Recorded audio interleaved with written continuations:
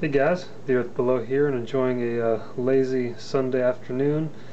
Hair's undone, wearing my glasses, still in my sweatpants, just not doing a whole lot. It feels good. I've been reading a book the past few days, sent to me by a YouTube friend, ND70. A lot of you know who he is. If not, go check him out. And I'm not totally done with the book yet. There's actually two books. And a lot of the ideas are not exactly revolutionary to me. I had that veil lifted a while ago, but it has sparked some thoughts in my head about what I'm doing here with YouTube and my channel and different things. Let me just show you real quick the book. See, there, it's called The Virus. It's got a cool graphic cover by Thorin. And the point of this book is not about him trying to get you to agree with his viewpoints on everything. In fact, that goes against every aspect of the book. This book is about individuality and free thinking. It's about you thinking for yourself and deciding what you believe, not because someone else told you, but because that's what you truly believe and have come up with. And it's about, who are you? What is your individuality? What makes you unique from everybody else? The book is very rebellious against the idea of people living like cattle and just going along with the flow because that's what everybody's doing. And so it got me thinking about YouTube, my videos, my channel, thinking about what makes me unique, what can make my channel different.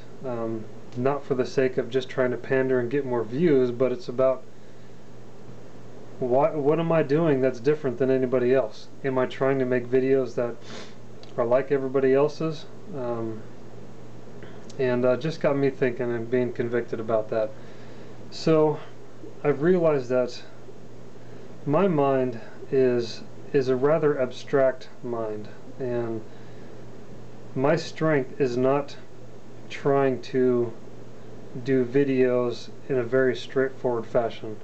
It's not that I don't have some good ideas, and you guys have sent me a lot of encouragement and agreements on a lot of the things I've said, but I know that's not actually where my real strength is. And my strength comes from pulling deep meanings out of things in an abstract way, whether it's songs, song lyrics, movies, books. I grew up and I spent a lot of time alone, just observing the world, never truly fitting in. Even with my close friends, I just kind of always felt like I wasn't truly a part of what was going on. Never fully in with what everybody else was doing. My mind just worked differently, and so I think that's the direction I need to take. And I need to start sharing with you the things that have inspired me and try to bring to light things that will never be found in the mainstream. A lot of that does come from heavy metal, and that may sound silly at first, but the heavy metal I'm talking about, I guarantee you, has never been mainstream. True heavy metal has always been about rebellion against the status quo, and true metal has never been mainstream.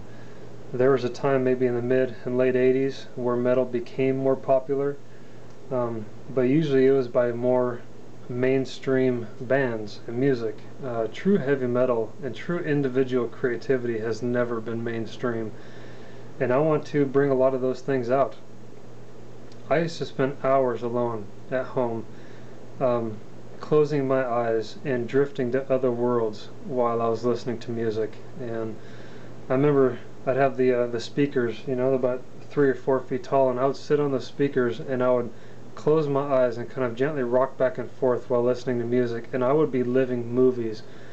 I would be coming up with stories to music, even instrumental music. And I remember, and I would write. I do a lot of writing and poetry and essays and stories, short stories. I could listen to songs, whether it's instrumental, whether it had lyrics or what, and I would come up with stories, and I would write these stories down with the movies that came into my head. And I want to start sharing a lot of these things with you, because I think that's one of the things that makes me unique in my view on the world and how it drives me and inspires me. So I think it's great to have a like-minded community here on YouTube, and I think it's only going to be greater if each one of us brings our own individual strengths to that and shares that, because we're not all going to agree on everything, of course, but what's great is that we can all share our different viewpoints and angles, and it helps us grow as a community. It might challenge you to think differently about something you always overlooked. These certain people's videos challenge me. I can read things from an atheist, or from an agnostic, or from someone with a different religious or spiritual view, and it can challenge me to look at my own beliefs, and I can decide for myself.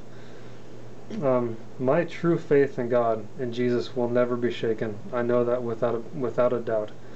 However, that doesn't mean every thought and belief I have about religion and Christianity, maybe as a whole, as a peripheral, aren't going to shift and change as I grow. But my core belief will never be shaken.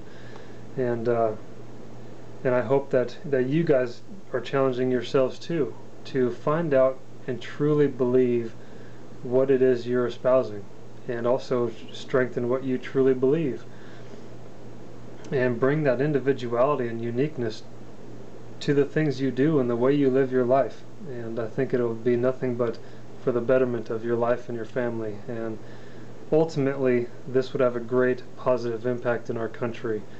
Our country for too long has just simply been following the path of the cattle, just going where the herders tell us to go. You know, Lady Gaga, she's not truly unique.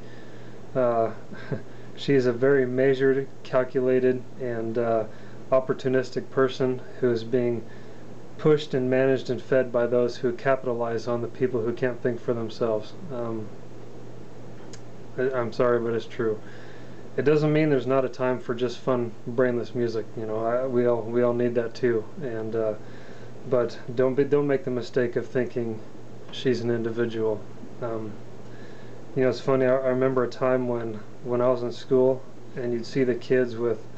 There was just a small group of kids, guys who would wear the huge black pants with the chains, and they painted their fingernails black, and they wore black eyeliner, and they're kind of the outcasts. And I guarantee you, it's not more than a few years later, you have a store in the mall catering to those type of people, and suddenly now it's a whole new clique of people dressing like that.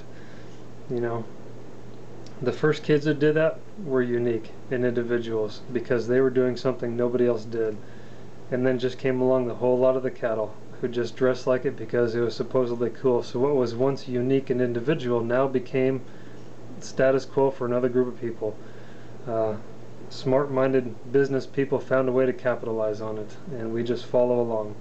So that's just I'm going to start rambling here, so I'm going to quit. But I had a thought, though, that if you have a song or a movie or a book or something that's truly inspired you in a deep way, send it to me. Comment, send me a PM, and I'd be love to take a look at it, because that's a true passion of mine, and I want to start sharing that passion with you.